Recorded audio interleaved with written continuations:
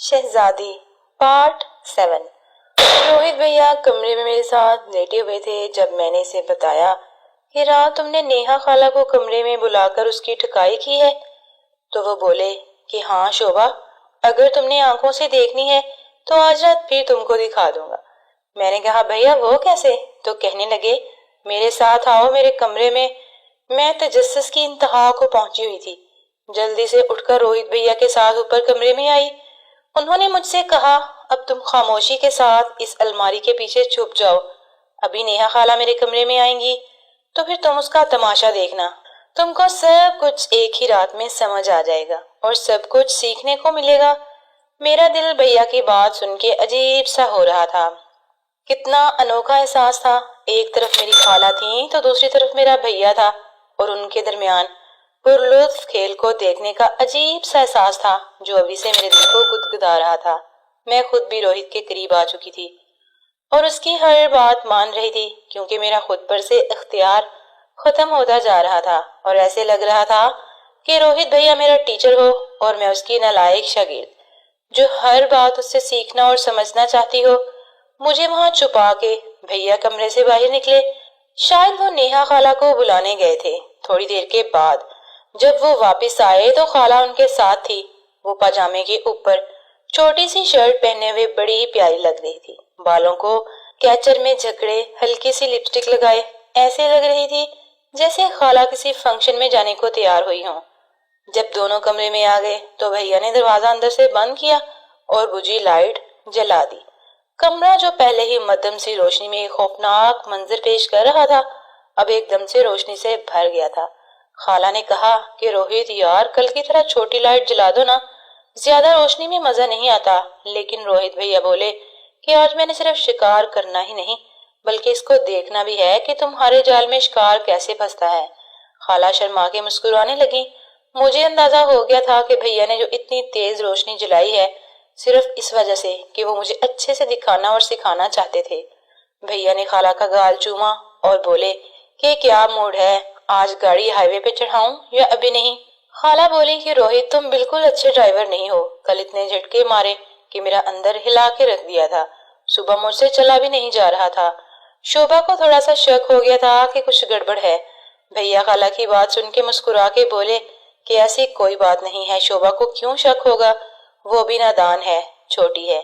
खाला बोली कि नादान है तो इसमें तुम्हारा कसूर है। तुमको चाहिए कि उसको हर बात सिखाओ।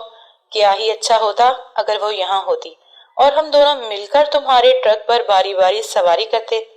खाला की बात सुनकर मेरी नीचे वाली वादी में खारिश महसूस होने लगी। अभी तो शुरुआत थी, पता नहीं आगे क्या क्या होने वाला था। रोहित भैया बोले कि फिक्र ना करो, मैं कोशिश कर रहा हूँ। उम्मीद है वो जल्दी यहाँ पे होंगी और जब तुम दोनों बारी बारी ऊपर चढ़ोगी तो थकन भी कम होगी और सफर करने का मजा भी दुबाला हो जाएगा। फिर वो लिपट गए और बातें करने के साथ साथ हाथ से एक दूसरे की चीजें से लाने लगे। कुछ ही देर के बाद दोनों लिबास से बाहर हो चुके थे। मैंने जब भैया को देखा तो मुझे घबराहट होने लगी।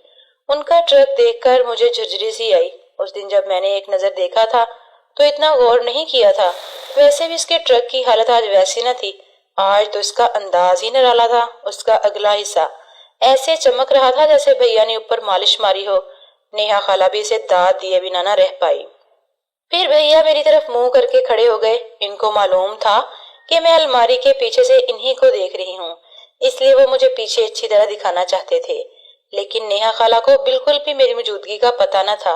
वो मुंह दूसरी तरफ करके ट्रक पे हाथ फेर कर उसे सफर के लिए तैयार कर रही थी। पुश्त मेरी तरफ थी और नजारा बड़ा ही जबरदस्त था। झरना भी खुश्क था लेकिन ऊपर से नीचे की जानब लंबी सी लकीर की सूरत में नजर आ रहा था। झरने से थोड़ा सा दूर झील थी जिसके ब्राउन किनारे सुकड़ के बहुत ही प्यारे लग रहे थे। भैया ने मुझे देख के आंख मारी तो मैं शर्मा गई। उन्होंने इशारे से पूछा कि कैसा लग रहा है साहिब। मैंने 2 उंगलियों का दायरा बना के दिखाया जिसका मतलब था कि फिटनेस टक। भैया मुस्कुरा पड़े और इशारे से कहा कि आगे आगे देखो होता है क्या। नेहा खाला को कुछ होश न था। वो सर झुका के अपने काम में पूरी तरह मसरूफ थी। इन्हें खबर न थी कि कोई पीछे से दोनों पहाड़ियों के बीच झरने और झील का नजारा कर रहा है। झरने का छोटा सा दाना देखकर मैंने अंदाजा लगाया अभी कल अच्छी खासी ठुकाई हुई थी। फिर वो जो का त्यों तंग था, जैसे हुआ ही ना हो कुछ। खूबसूरत मंजर देखकर मुझे खाला से बिला वजह की जेलसी होने लगी, सिर्फ इसी वजह से कि वो इतनी प्यारी चिकनी क्यों है। फिर मैंने अपने दिल में सोचा कि पागल, वो प्यारी क्यों ना हो, अभी वो 24 साल की हैं और फिर मेरी खाला है, प्यारी क्यों ना हो। फिर मैंने खुद से कहा कि अगर नेहा खाला प्यारी हैं तो शोभा भी किसी से कम नहीं। इन्हीं की भांजी हूँ और इनसे भी 5 साल छोटी हूँ, तो इसका मतलब ये था कि मेरा झरना इनसे भी छोटा होगा और असल नजारा तो उसको देखने वाला होगा। लेकिन मसला ये था कि इसे देखेगा कौन। खाला ने तो अपना साथी ढूंढ लिया था, लेकिन मैं किसके पास जाती, किसे अपना झरना दिखाती।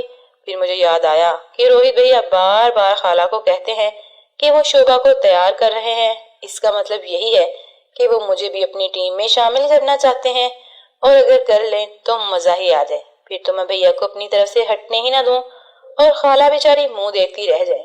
मैं इन्हीं सोचों में खोई थी जब नेहा ने रोहित की आइसक्रीम चाटना शुरू कर दी थी। वो भूखों की तरह इसमें जुबान फेर रही थी, जैसे कि बहुत ही भूखी हो। भैया बड़े खुश नजर आ रहे थे। उनकी आंखों से जो खुशी और सुकून झलक रहा था उसको अल्फाज में बयान करना मुमकिन न था। उन्होंने मुझे इशारा किया, जैसे कह रहे हों कि शोभा तुम भी आओ और अपने हिस्से की चूस लो। लेकिन मैंने मुस्कुरा के इनकार में सर हिलाया और शर्मा की अलमारी के पीछे छुप गई। मुझे उनके काम में दखलंदाजी अच्छी न लगी थी, इसलिए मैं न सिर्फ देखने पे इत्तेफाक किया, लेकिन रोहित भैया चूंकि मुसलसल मुझे देखकर इशारे कर रहे थे, इसलिए मुझे शर्म भी आ रही थी। कुछ लम्हे में अलमारी के पीछे ही छुपी रही और अपने दिल की बेतरतीब धड़कनों को दुरुस्त करती रही। फिर अचानक भैया की आवाज कानों में पड़ी। वो कह रहे थे कि ट्रक तैयार है, चलो ऊपर चढ़ जाओ। उनकी बात सुन के मेरा दिल फिर जोर से धड़कने लगा। मैंने थोड़ा सा सर बाहर निकाला और देखा तो भैया बेड पर सीधे लेट गए थे। उनका ट्रक तैयार खड़ा था। फिर नेहा खाला उस पे चढ़ के बैठ गई तो ट्रक मेरी नजरों से ओझल हो गया। वो अंदर चला गया था।